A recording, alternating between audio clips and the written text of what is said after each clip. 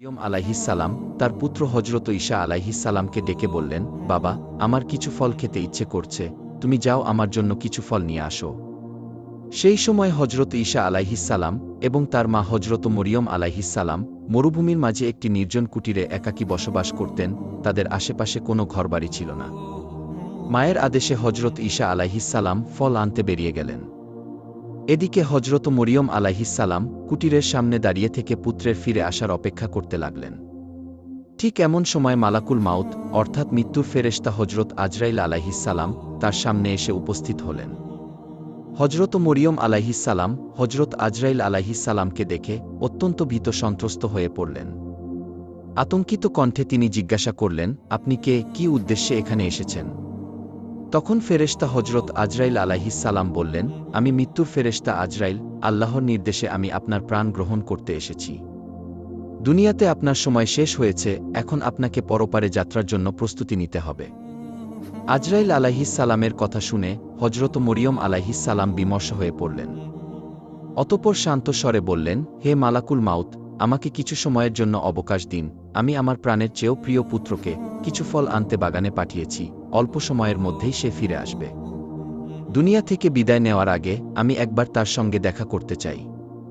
বিদায়ের মুহূর্তে তাকে ২-৪টি উপদেশ দিতে চাই, যেন সে আমার কথাগুলো হৃদয়ে ধারণ করতে পারে।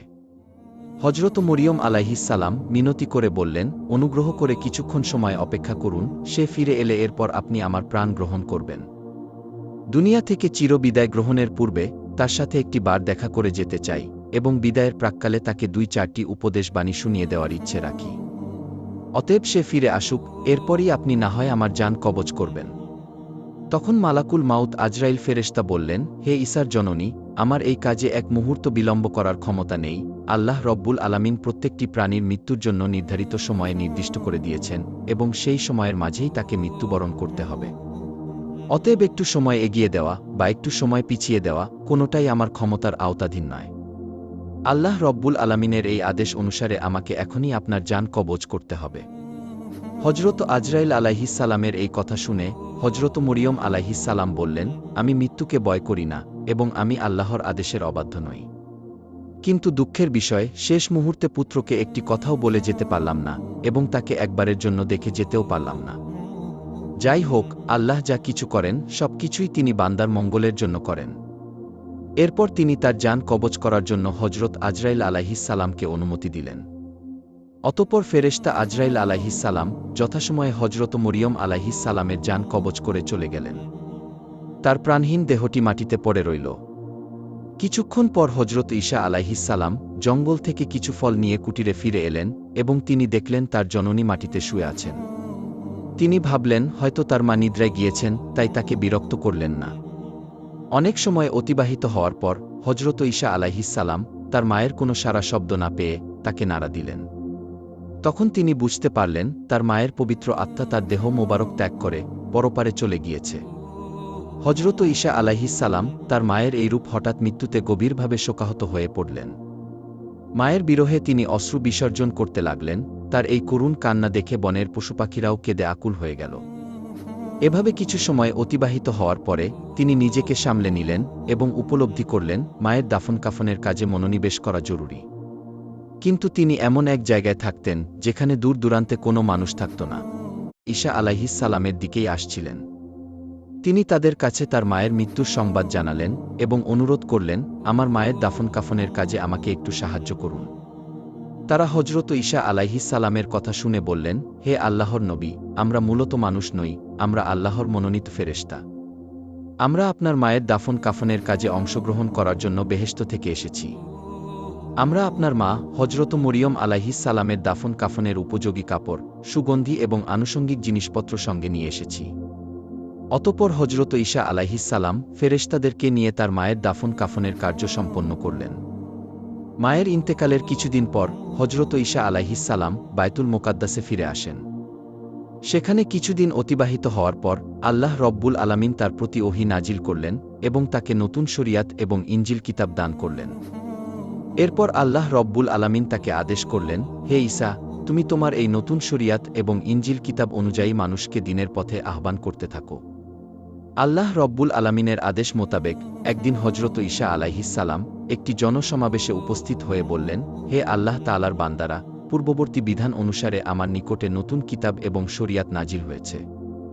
অতএব এখন থেকে তোমরা পুরাতন কিতাবের বিধান বর্জন করে নতুন কিতাবের হুকুম অনুযায়ী জীবন যাপন করার অঙ্গীকার গ্রহণ করো। হজরত ঈসা আলাইহিস সালামের মুখ থেকে এসব কথা শোনা মাত্রই অবাধ্য বনী ইসরাইল প্রচণ্ড ক্ষিপ্ত হয়ে উঠল। তারা বলল, এতদিন আমরা তোমাকে একজন সৎ ও উত্তম মানুষ বলে মনে করতাম, কিন্তু এখন দেখছি তুমি সেই বিশ্বাসের সুযোগ নিয়ে আমাদের পূর্বপুরুষদের ধর্ম নষ্ট করার ষড়যন্ত্র করছ। তোমার সাহস তো কম নয়, তুমি নিজে একটি নতুন শরিয়াত তৈরি করে আমাদের উপর তা চাপিয়ে দেওয়ার চেষ্টা করছ। শুনে রাখো, আমরা তোমার এই ষড়যন্ত্র এবং তোমার পরিকল্পনা কখনোই সফল হতে দেব না। যদি তুমি তোমার এই অসৎ পথ থেকে ফিরে না আসো, তবে আমরা তোমাকে হত্যা করতে বাধ্য হব। হজরত ঈসা আলাইহিস সালাম এই কথা শুনে তাদেরকে বললেন, তোমরা আমাকে হত্যা করার ভয় দেখাচ্ছ, কিন্তু এটা আমার কাছে অতি তুচ্ছ ব্যাপার। জেনে রেখো, আমি আল্লাহ তাআলার একজন মনোনীত নবী। সেই হিসেবে আল্লাহর নির্দেশ অনুসারে জাতিকে সত্য ও সঠিক পথে আহ্বান করা এবং তাদেরকে দ্বীনের দাওয়াত দেওয়া আমার একান্ত দায়িত্ব। অতএব আমি তোমাদেরকে এই সত্য পথ গ্রহণের জন্য বিশেষভাবে অনুরোধ জানাচ্ছি। অন্যথায় তোমাদের উপর সেইরূপ আযাব নাজিল হবে যেরূপ ইতিপূর্বে অন্যান্য উম্মাতের উপর নাজিল হয়েছিল।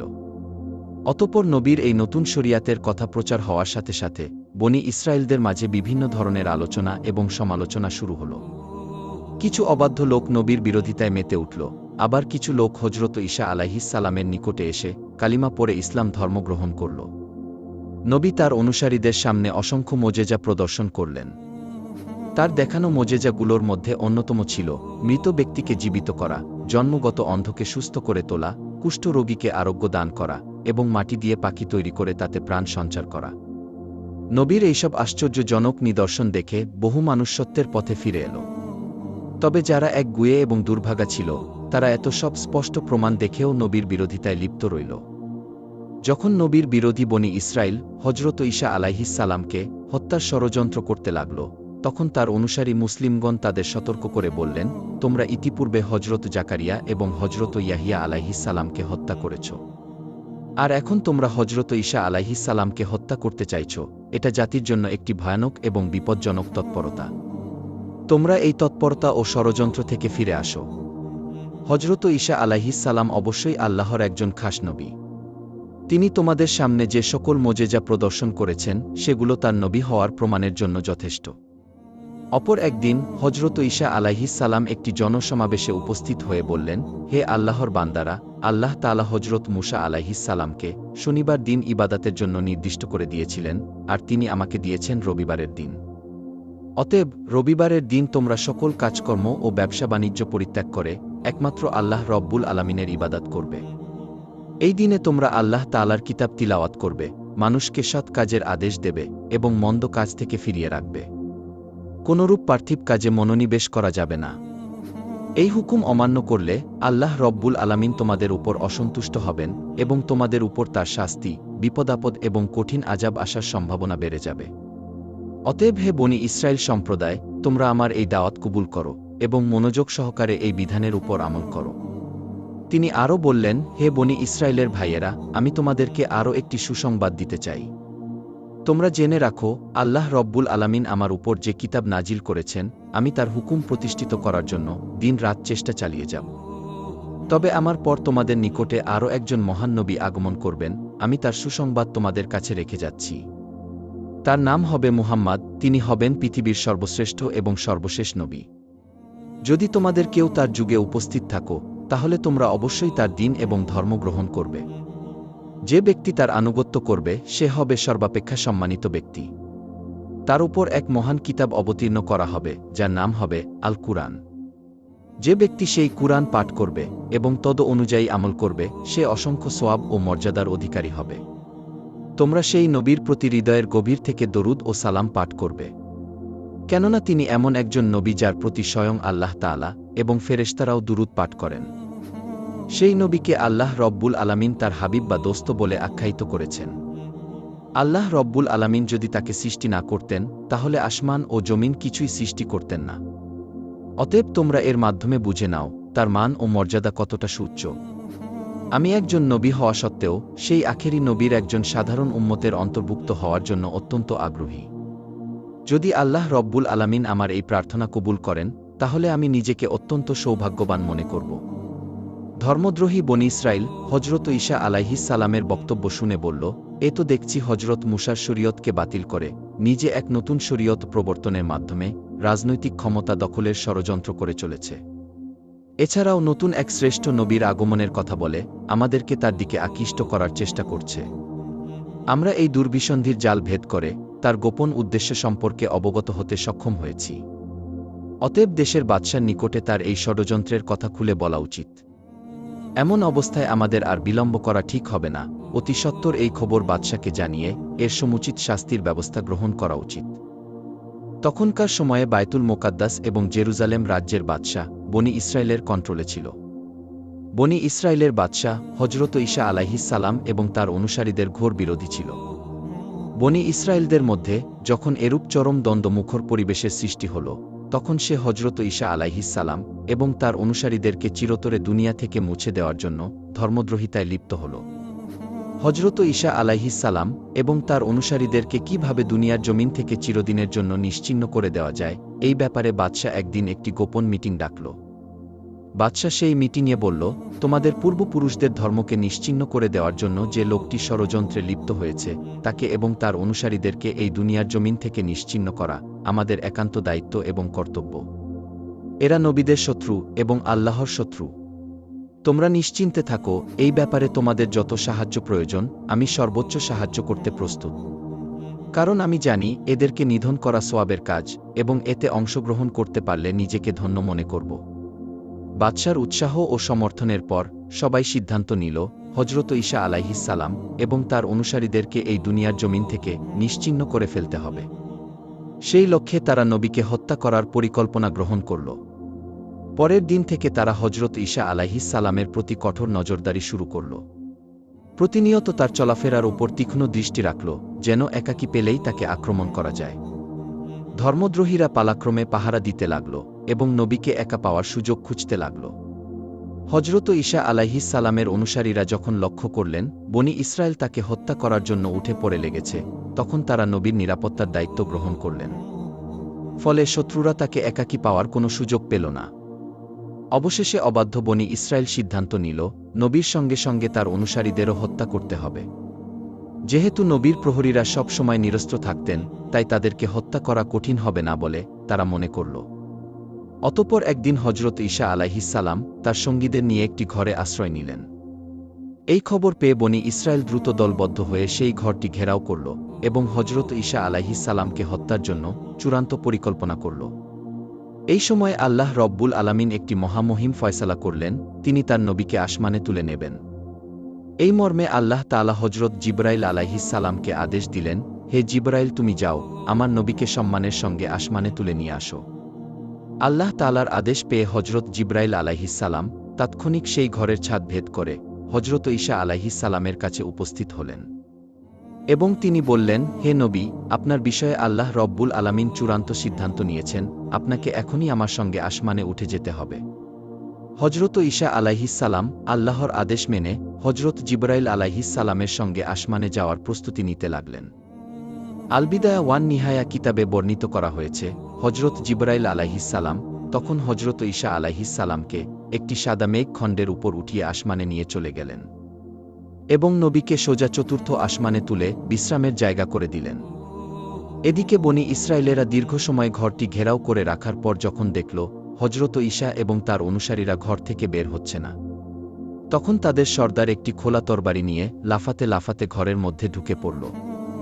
ঘরের সকল কক্ষে সে হজরত ঈসা আলাইহিস সালামকে তন্ন তন্ন করে খুঁজল, কিন্তু কোথাও তার কোনো হদিস পাওয়া গেল না। এমন সময় হজরত জিবরাইল আলাইহিস সালাম তার মুখমণ্ডলে একটি ফুঁক দিয়ে দিলেন। তখন তার চেহারা হজরত ঈসা আলাইহিস সালামের চেহারায় রূপান্তরিত হয়ে গেল। এমন অবস্থায় যখন সে ঘরের বাইরে আসল, তখন বনী ইসরায়েলেরা তাকে ঈসা আলাইহিস সালাম মনে করে পাকড়াও করে ফেলল এবং তার উপর প্রচণ্ড মারধর আরম্ভ করল। কি থেকে কি হয়ে গেল সর্দার কিছুই বুঝতে পারল না। বনী ইসরায়েলদের সর্দার তখন চিৎকার দিয়ে বলতে লাগল, ভাইয়েরা, তোমরা কি করছো? তোমরা আমাকে মারছো কেন? তোমরা আমাকে চিনতে পারছো না, আমি তোমাদের সর্দার। আমি ঈসাকে সব জায়গায় খুঁজে হয়রান হয়ে গেছি, কিন্তু কোথাও তাকে খুঁজে পাইনি। তোমরা ঈসাকে না পেয়ে এখন আমাকেই হত্যা করতে চাইছ। বনি ইসরায়েলেরা তার কথা শুনে হাসতে লাগল এবং বলতে লাগল, ব্যাটা ধান্দাবাজ, চুপ থাক। তুই যদি আমাদের সর্দার হয়ে থাকিস, তাহলে ঈসা গেল কোথায়? নিজের জীবন বাঁচানোর জন্য এখন কতই না তালবাহানা করবি। তোর কোনো কথায় এবং প্রতারণায় আমরা ভুলব না, আজ আমরা তোকে হত্যা করেই ছাড়ব। বনি ইসরায়েলদের সর্দার নিজেও জানত না যে তার চেহারা পরিবর্তন হয়ে হজরত ঈসা আলাইহিস সালামের চেহারায় রূপ নিয়েছে। তাই সে চিৎকার করে আবার বলতে লাগল, ভাইয়েরা, তোমরা ভুল করে আমাকে আক্রমণ করেছ। তোমাদেরকে নিয়ে আমি যাকে হত্যা করার জন্য এখানে এসেছি, তাকে ঘরের মধ্যে কোথাও পেলাম না। মনে হয় সে একজন জাদুকর, তাই সে সকলের চোখে ধুলো দিয়ে পালিয়েছে। কিন্তু কে শোনে কার কথা?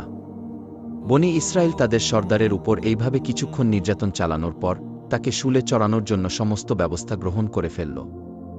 বনি ইসরায়েলের সর্দার যখন বুঝতে পারল জনগণ তাকেই শুলে চড়ানোর জন্য সম্পূর্ণভাবে প্রস্তুত হয়ে গেছে, তখন সে চিৎকার দিয়ে বলতে লাগল, হে বনি ইসরায়েলের ভাইয়েরা, আমি খোদার কসম খেয়ে বলছি, আমি তোমাদের সর্দার। আমার চেহারা পরিবর্তন ঘটেছে কিনা তা আমার জানা নেই। যদি তোমরা আমাকে অন্যরকম দেখে থাকো, তবে আমার মনে হয় এটা ঈসার খোদার কীর্তি। আমার বিশ্বাস, ঈসা আল্লাহর একজন সঠিক নবী ছিলেন। আল্লাহ তাআলা তাকে নিরাপদ রাখার জন্য হয়তো তার কোনো কুদরতি খেলা খেলছেন।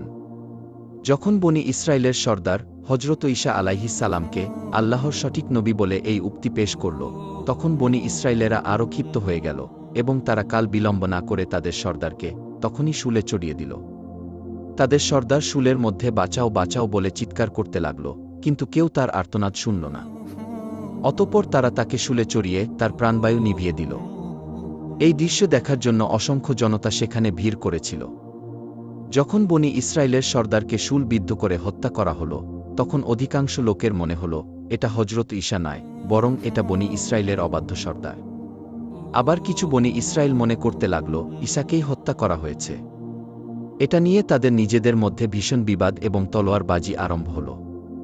অধিকাংশ লোক বিমর্ষ হয়ে গেল, কেউ বলতে লাগল তারা তাদের সর্দারকে হত্যা করেছে, আবার কেউ বলতে লাগল তারা ঈসাকে হত্যা করেছে। আর এটা ছিল আল্লাহ রব্বুল আলামিনের এক অপূর্ব লীলা খেলা।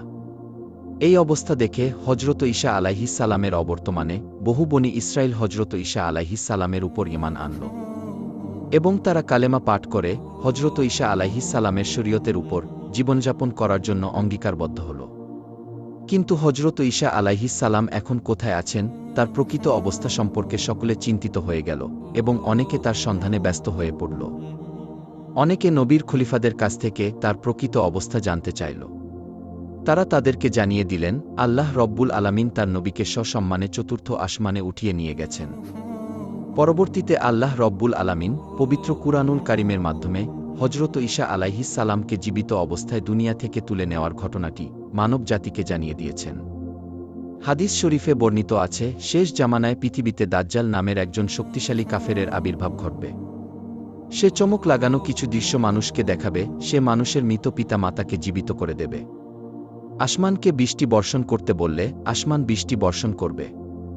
জমিনকে ফসল উৎপন্ন করতে বললে জমিন ফসল উৎপন্ন করবে।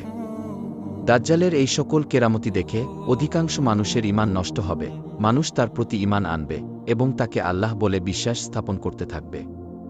যখন দাজ্জালের ফিতনা এই পৃথিবীতে চরম আকার ধারণ করবে, তখনই আল্লাহ রব্বুল আলামিন তাকে হত্যা করার জন্য হজরত ঈসা আলাইহিস সালামকে আবারও পৃথিবীতে প্রেরণ করবেন। যখন হজরত ঈসা আলাইহিস সালাম এই পৃথিবীতে পুনরায় আসবেন, তখন তিনি আমাদের নবী হজরত মুহাম্মদ সাল্লাল্লাহু আলাইহিস সালামের একজন উম্মত হয়ে আসবেন। হজরত ঈসা আলাইহিস সালাম এই পৃথিবীতে আগমনের পর দাজ্জালকে হত্যা করবেন এবং মুমিনদেরকে নিয়ে পৃথিবীতে তিনি একটি ইসলামী রাষ্ট্র কায়েম করবেন। হাদিস শরীফে বর্ণিত আছে, হজরত ঈসা আলাইহিস সালাম এই পৃথিবীতে পুনরায় আগমন করার পর 40 বছর জীবনযাপন করবেন। অতঃপর তার ইন্তেকাল হবে এবং তাকে রাসূল সাল্লাল্লাহু আলাইহিস সালামের রওজা মোবারকের পাশেই দাফন করা হবে। আল্লাহ রব্বুল আলামিন আমাদের সকলকে হজরত ঈসা আলাইহিস সালামের এই তাৎপর্যপূর্ণ ঘটনা থেকে শিক্ষা গ্রহণ করে নিজেদের জীবনে আমল করার তৌফিক দান করুন।